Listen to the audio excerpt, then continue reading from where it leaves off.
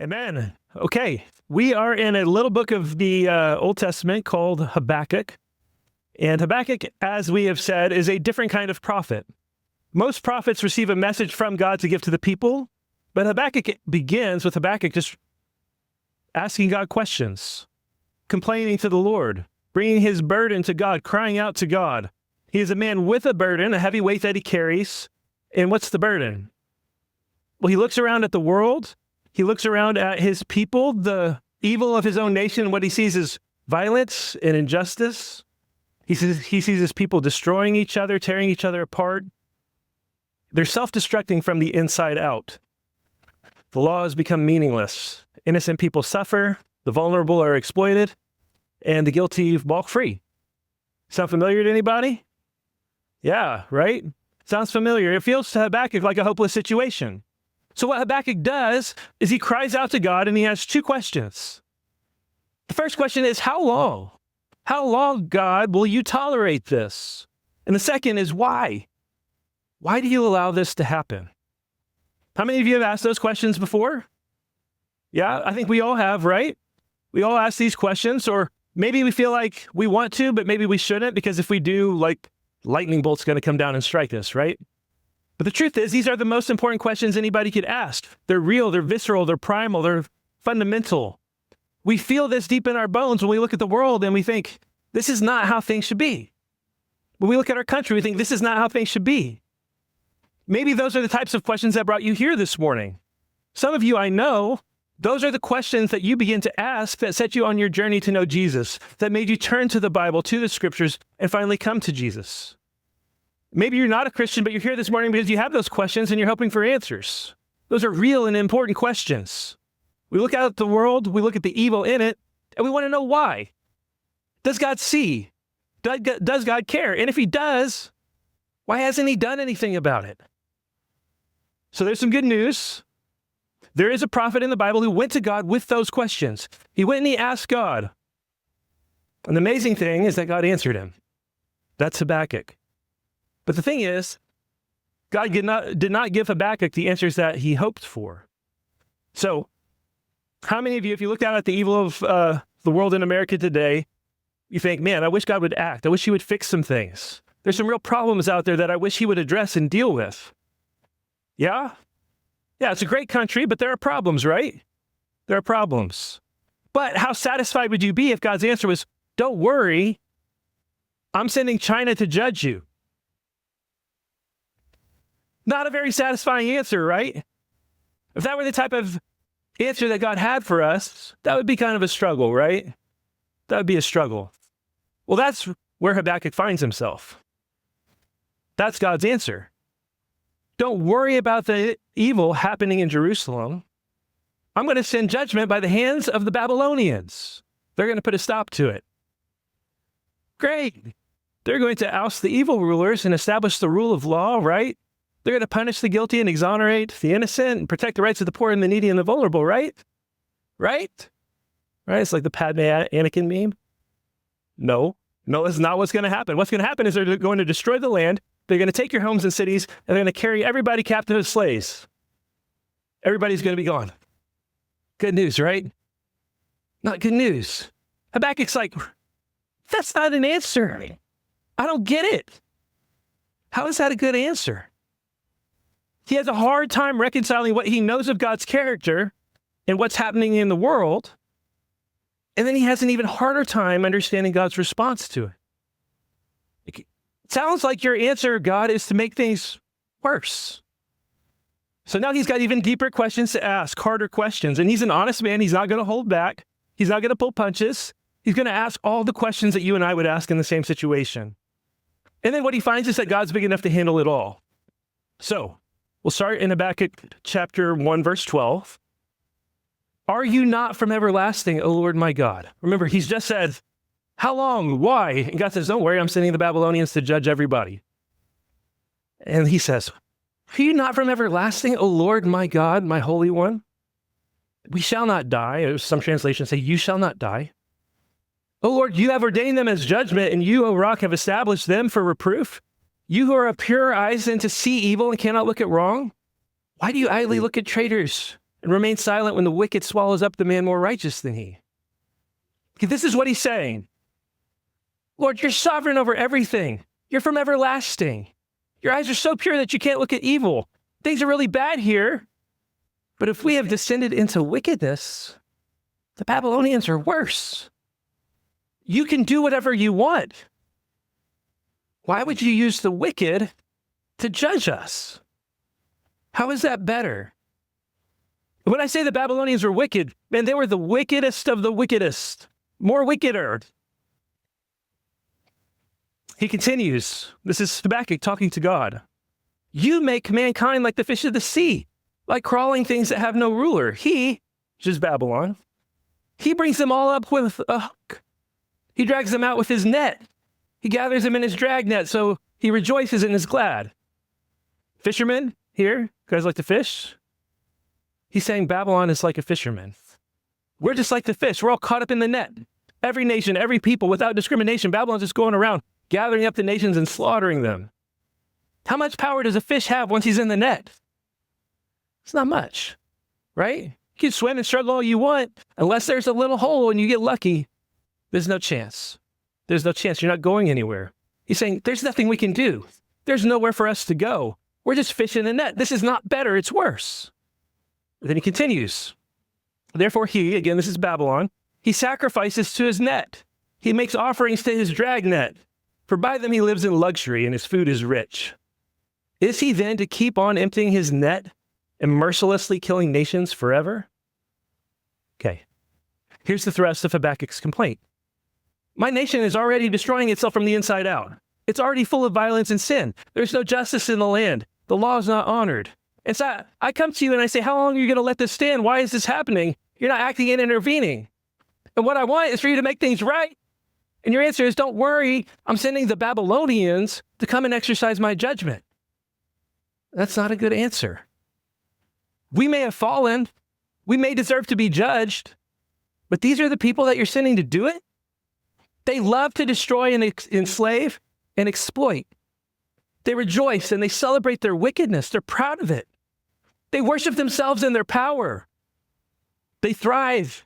They're rich. They live in luxury, and they are merciless. They don't stop. They're just out there destroying nation after nation after nation. We've watched them destroy Egypt. We've watched them destroy Assyria. And you're saying we're next?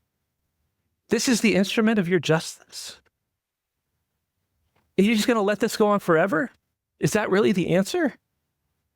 The wicked are winning in Jerusalem, so you're going to send even more wicked people to come and destroy us? So everywhere, the wicked just keep on winning, and the more wicked keep on winning? So the more wickeder you are, the more you thrive?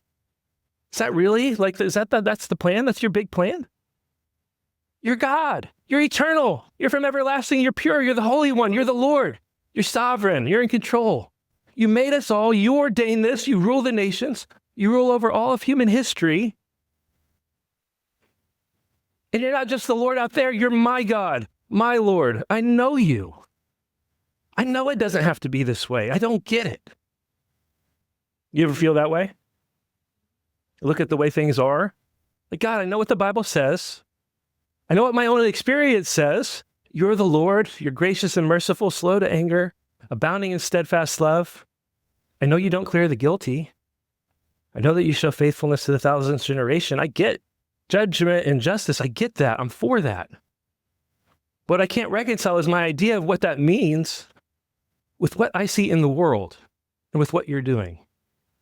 I don't get it.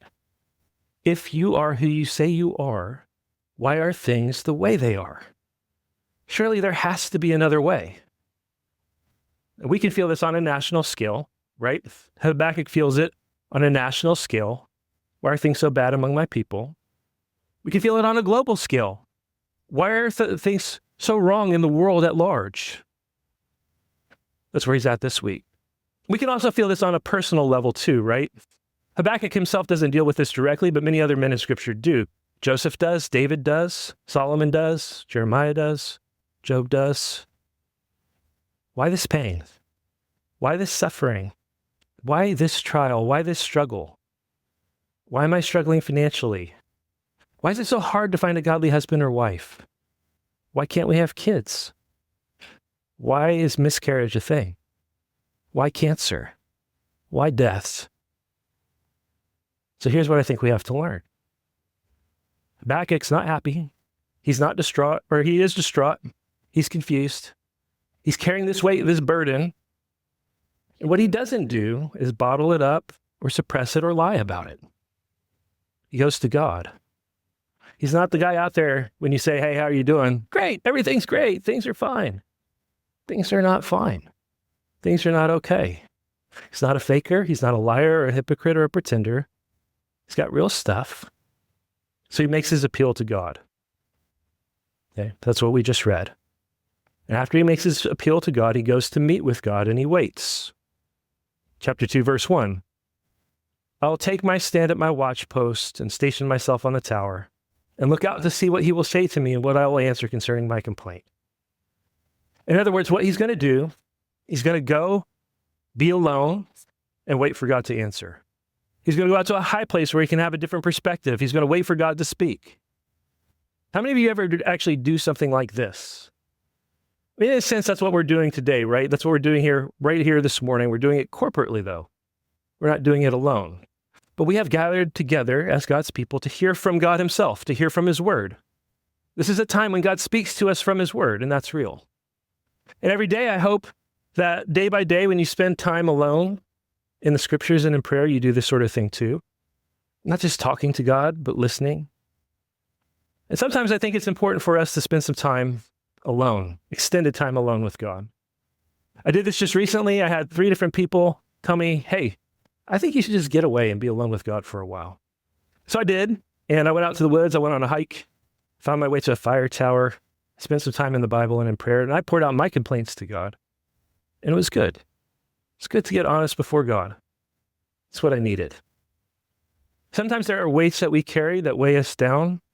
And we don't even know that we're carrying them. We can just sort of accumulate weight. We can accumulate heaviness and tension without realizing how deep it goes. And then we can be tempted to dump that on the people that we love. Is it good to bear one another's burdens? It is. It is. That's in the Bible. God commands us to do that. But it's one thing to step in and bear someone else's burden, which is what God's commanding. It's one thing to be vulnerable and open about the real weight that you carry so that your husband or your wife or your brothers and sisters can help you carry what your burdens are. They can help. But it's entirely another thing to dump your burdens on other people when you haven't first brought your cares and concerns to the Lord. We bear one another's burdens, but we cast our cares on the Lord because he cares for us. He's a good father who loves us. He's not intimidated by the weight that we carry. So what Habakkuk does is he goes up to the watchtower to watch and listen and wait. And from there, God answers. This is his response. And the Lord answered me, write the vision, make it plain on tablets so he may run who reads it. For still the vision awaits its appointed time. It hastens to the end. It will not lie. If it seems slow, wait for it. It will surely come. It will not delay.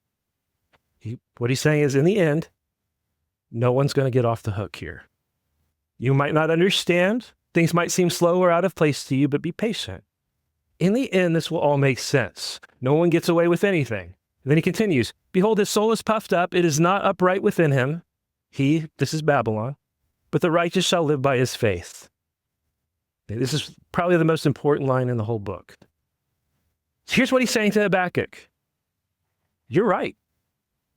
Babylon is puffed up. Babylon is arrogant and crooked. But here's what you need to understand. There are only 2 kinds of people in this world. There are the wicked and there are the righteous. And the righteous live by faith.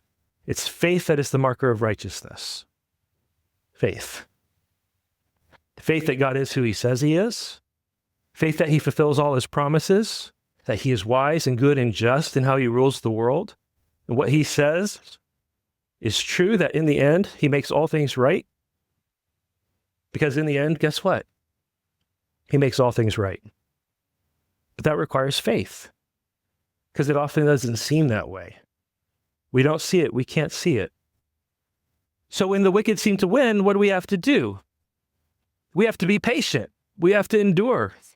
And we have to endure by faith in what we can't see. When the wicked win, the righteous live by faith. Now, the book of Hebrews quotes this passage and comments on it. Quote comes at the end of Hebrews chapter 10. This is a people who have suffered for the sake of Jesus. They've lost property. They've been thrown in prison. And they're tempted to be tired and to shrink back. Passage goes like this. But recall in the former days when, after you were enlightened, you endured a hard struggle with sufferings, sometimes being publicly exposed to reproach and affliction, and sometimes being partners with those so treated. For you had compassion on those in prison, and you joyfully accepted the plundering of your property, since you knew that you yourselves had a better possession and an abiding one. Therefore do not throw away your confidence, which has a great reward. For you have need of endurance, so that when you have done the will of God, you may receive what is promised. So in other words, we may suffer as believers sometimes. These people suffered. They were forced to give up their property. They were thrown in prison. But they were able to do that with joy because they trusted God's promises. But they have need of endurance. Life's not over yet. There's no promise it's going to get easier for them. So then this is where he begins to quote Habakkuk. You might not recognize it at first, but I'll explain why in a second. Here's how it goes. For yet a little while, and the coming one will come and will not delay. But my righteous one shall live by faith. And if he shrinks back, my soul has no pleasure in him. But we are not of those who shrink back and are destroyed, but of those who have faith and preserve their souls. Now, anybody know what the next verse is? Does anybody know what comes next? Moves into Hebrews chapter 11, the faith chapter. Now, faith is the assurance of things hoped for, the conviction of things not seen. And then from there, we have the Hall of Faith, where he just goes throughout all of the Old Testament, talking about men who lived by faith and women who lived by faith. This quote from Habakkuk is the hinge of the entire book of Hebrews. It's taken from the Septuagint, which is the Greek translation of the Old Testament. And sometimes because Hebrew allows for multiple readings and interpretations, that's what we get here. The plain reading of the Hebrew as we understand it is there are those who are proud, like the evil Babylonian Gentiles, and there are those who are righteous by faith, like the faithful believing Jews, like Habakkuk. But the secondary reading is that there are those of the household of faith, Jews at the time, who are going to shrink back when they face the evils of this world, when the judgment comes. And then there are those who are going to step forward and lean in and live by faith. The author of Hebrews leans into that second reading, but both are right. Because what God is saying to Habakkuk is that it's not about categories of who's more or less wicked. It's not about Jew and Babylonian, Jew and Greek, Jew and Gentile. It's about those who are righteous by faith.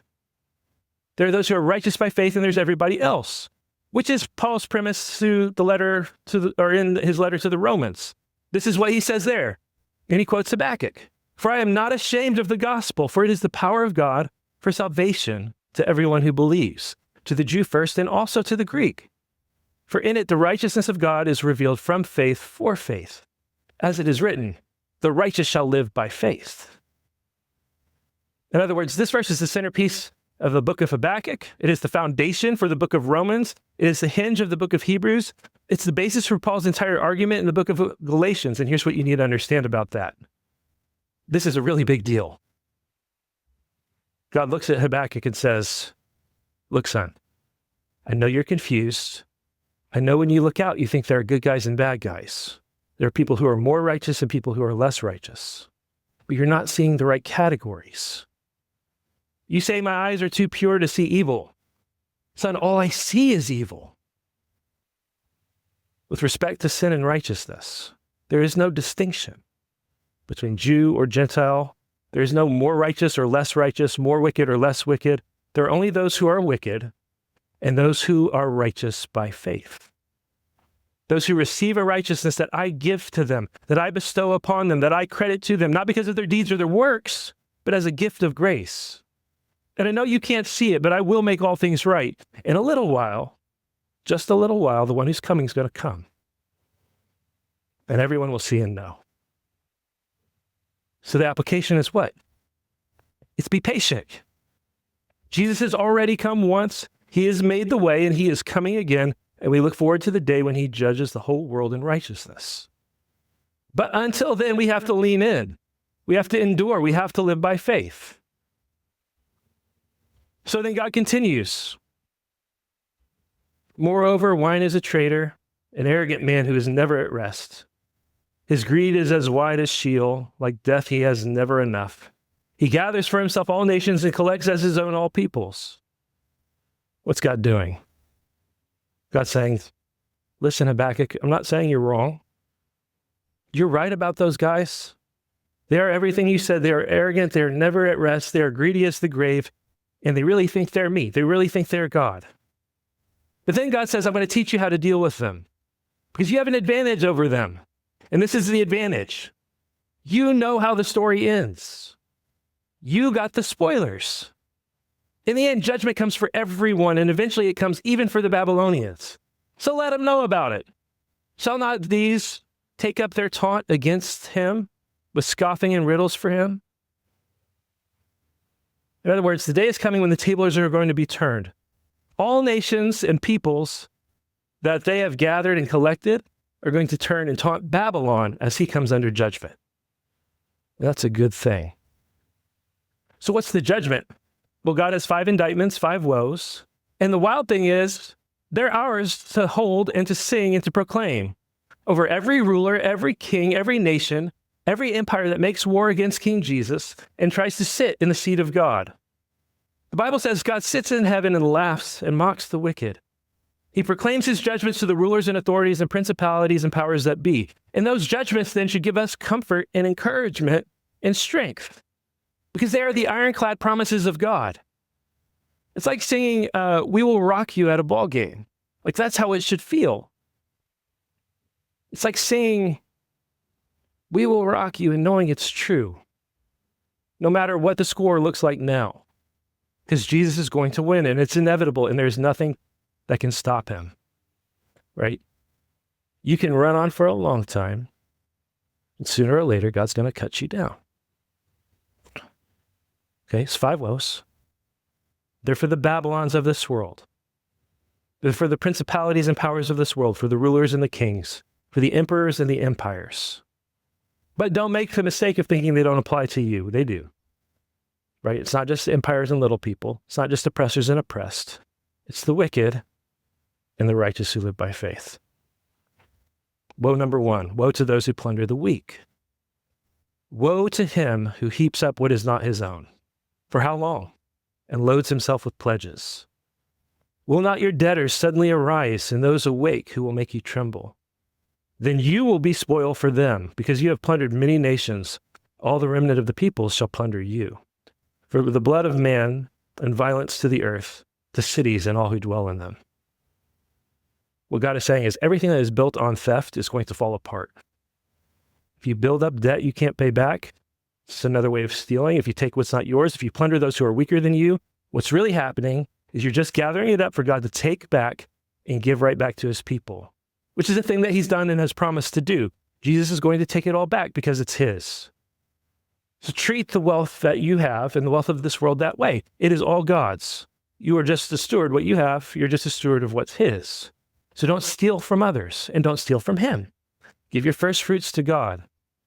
When you tithe, if you do the bare minimum, don't pat yourself on the back like you're being generous, right? You're not being generous. You're just not stealing from God. Generosity is what goes above and beyond. Woe number 2. Woe to those who build security through injustice. Woe to him who gets evil gain for his house, to set his nest on high, to be safe from the reach of harm. You've devised shame for your house by cutting off many peoples. You have forfeited your life. For this stone will cry out from the wall, and the beam from the woodwork respond. So what he's saying is, if you think you can lie, steal, and cheat your way to security and safety, if you can just be bad enough, you can insulate yourself from retribution, you're wrong. It's like mob boss mentality. If I can just accumulate enough wealth and power, I can insulate myself. That's not how it works. It's always going to come back on you. You think you can cheat and steal your way to something that feels safe and secure. You can buy yourself an island cut off from the world where you can do whatever your evil heart desires. You can do it with other people's money and use it as a tax shelter, and it's never going to catch up to you. God says, nope, not how it works. Nothing gained by sin is secure. The stones themselves will cry out. The house will testify against you. You cannot run or hide from God. There is no place high enough or far enough away to be safe from his justice when he comes for you. It does not matter how rich or powerful or strong you are. You cannot stand before him, and there is nowhere to run. Woe number 3. Woe to those who prosper by bloodshed. Woe to him who builds a town with blood and founds a city on iniquity. Behold, is it not from the Lord of hosts that peoples labor merely for fire, and nations weary themselves for nothing? For the earth will be filled with the knowledge of the glory of the Lord as the waters cover the sea. What he's saying is, you think this is going to go a certain kind of way. You think this is going to play out a certain kind of way. You think this world is a place where you can build your towns and your cities and your empires on blood. As if that's going to stand. You sacrifice your children to the gods of prosperity and a good harvest. You abort your children in order to obtain financial prosperity. And the blood of innocence flows beneath your streets. And you think there's going to be no consequences? The earth cried out against the blood of Abel. The earth is the Lord's. God himself made it. Jesus bought its redemption with his own blood. And the earth one day will be filled with the knowledge of the glory of the Lord as the waters cover the sea. It does not matter what it looks like now or what you think is going to happen. This is not how it ends. So if you think you're going to build on blood and violence, you will be washed away and wiped from the face of the earth. Wherever there is death, there will be life. Wherever there are lies, there will be truth. Wherever there is injustice, there will be justice. And so you can bow your knee or you can take your stand and be wiped out. That's it.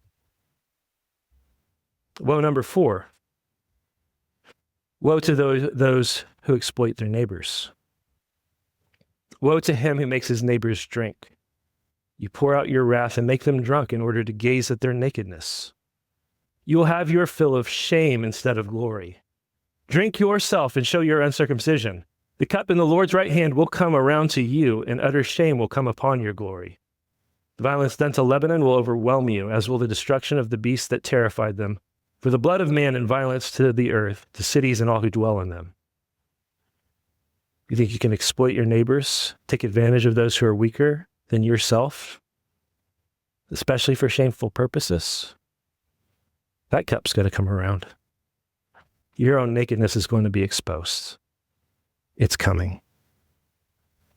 Woe number 5. Woe to idolaters. What profit is an idol when its maker has shaped it? A metal image, a teacher of lies.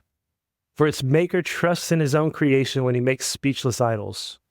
Woe to him who says to a wooden thing, awake, to a silent stone, arise. Can this teach? Behold, it is overlaid with gold and silver. There's no breath at all in it. Woe to idolaters. We're all worshipers by nature. If we're not worshiping God, we're worshiping idols. And the Babylonians didn't just worship carved idols, they worshiped their strength. There are many things we can make idols of, and we shouldn't diminish the potency of idols made of wood and stone and metal. But there's a reason they exist. But we make idols of everything. So then, this is what God's saying.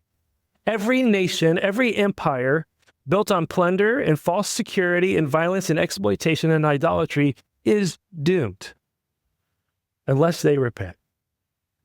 God judges the nations.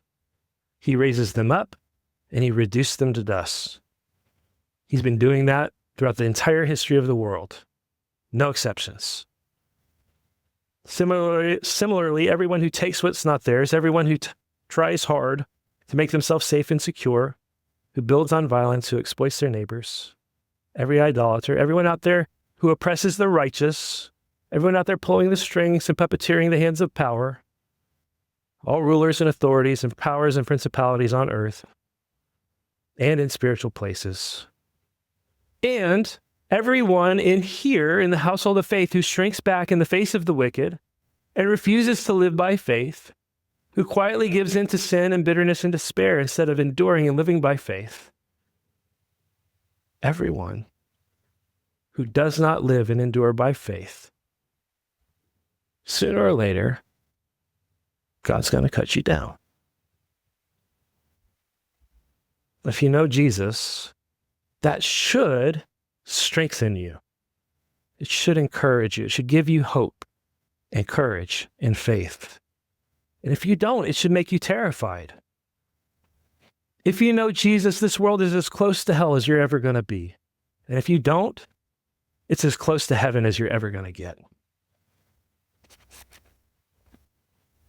If you don't know Jesus, if you've never given your life to him, you need to know that. It doesn't have to be that way.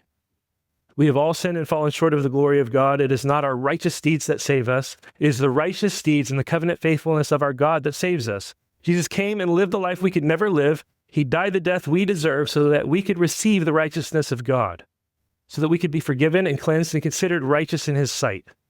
Not because we're better than everybody else out there, but because he loves us and gives us his grace as a gift that we receive by faith, by believing him, by trusting him. So then here's how God ends. This is his final word in response to Habakkuk. But the Lord is in his holy temple. Let all the earth keep silence before him. This is the last word. God is God and you are not. The Lord is in his holy temple. He knows what he's doing.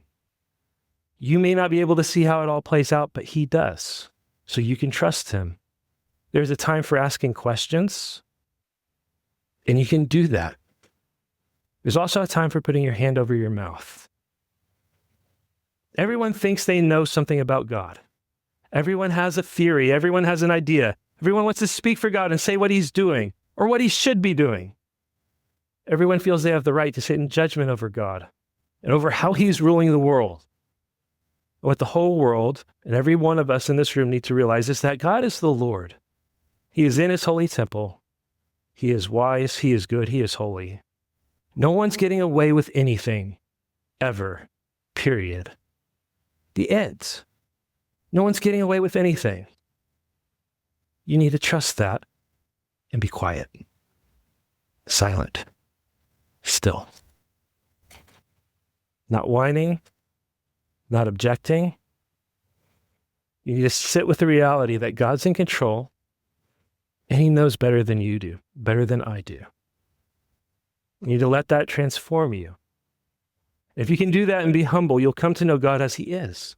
And eventually what that will lead you to is worship. The Lord's in his holy temple. Be silent and still. Let's pray.